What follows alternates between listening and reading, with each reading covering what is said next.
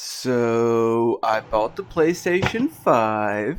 Play has no limits. Well, I didn't feel the need to rush out and snatch up one of these beefy boys, since I still have a perfectly working PlayStation 4. This meant that instead of springing for an overpriced GameStop bundle, I just followed people like Wario64, who would tweet out direct links whenever a retailer would put out new console stock. This was at the very tail end of the big console scarcity, so all I had to do was hit up Sony's website directly at the right time, and then wait in a virtual line for 3 hours.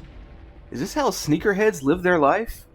And just like the Xbox, with a new console comes new updates. And thanks to my rural internet, these updates just kinda gave up. But just 99 plus hours later, my new pearly white console was finally updated and ready to play. Before I get to the games, I have to get to the interface, which is fine. I was never a fan of Sony's cross-media bar anyway, which they seem to have streamlined a bit, but I'm having a hard time deciding on if it's better or worse. On the PS4, pressing the PS button would take you to the home screen, and holding it would give you power options. On the PS5, pressing the PS button brings up a more different cross-media bar that can bring you to the home page or let you power down. What's completely missing from the PS4 are custom themes. Instead, each game has its own artwork take over the screen as you select it. And when the PlayStation itself starts, it defaults to the store page. So now, instead of whatever custom theme you purchased, you get to look at some sick ads. Yay. Okay, so the interface is still kind of busted, but what about the games?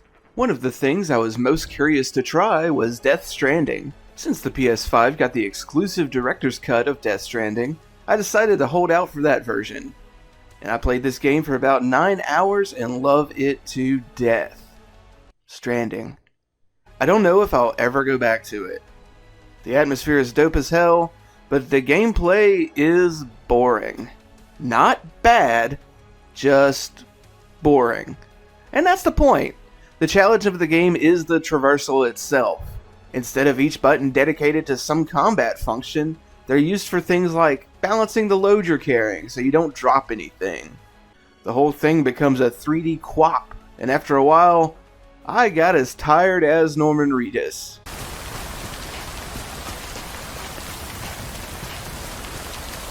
Since the PS5 included a big batch of PS4 games for free through PlayStation Plus, I decided to play another game I slept on, Infamous First Light. I was pretty lukewarm on the first two Infamous games, but Second Son, the third game that came out for PS4, completely hooked me. First Light definitely has that DLC prequel feel to it, however, as I was able to power through it in a weekend. It was a fun enough quick playthrough, with my only complaint being that they couldn't flesh this out into what would feel more like a full-on sequel, like another game I'll mention soon. Another game included in the PS4 collection was Final Fantasy XV's Royal Edition, which I had already played to completion on the Xbox. That didn't stop me from playing through it all the way again on PS5 though. I fell in love with this game the very first time I had to push that car down the road. It took no effort for me to get re-lost not in the world, but in the mechanics of the game. The ease of travel. Just make Ignis drive everywhere. The smooth, dummy-proof combat. I can just hold down the square button to win? I can just hold down the square button to win. The included DLC that gives you actual invincibility armor. I am a god. Final Fantasy XV has it all. For the longest time, I thought I was done with role-playing games. Final Fantasy XV pulled me right back in, and playing through it for a second time was a goddamn delight.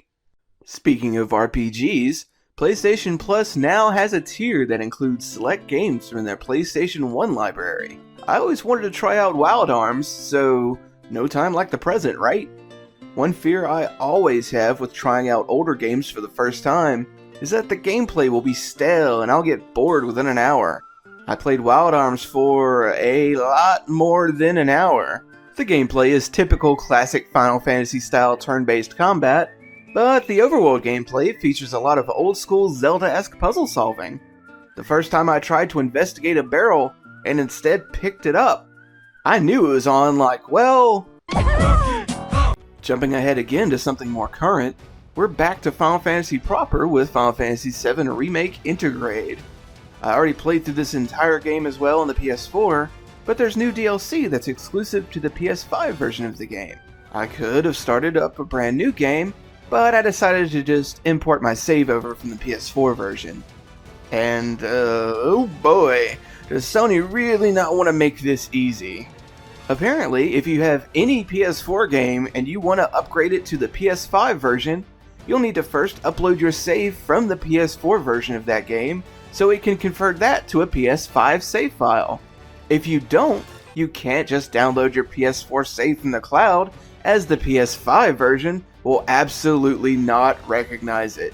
So if you're like me and, say, delete a game like Final Fantasy VII Remake from your hard drive after you're done playing it, you'll then need to download the PS4 version again in addition to the PS5 version, just so you can go into the menu to convert and upload your save file.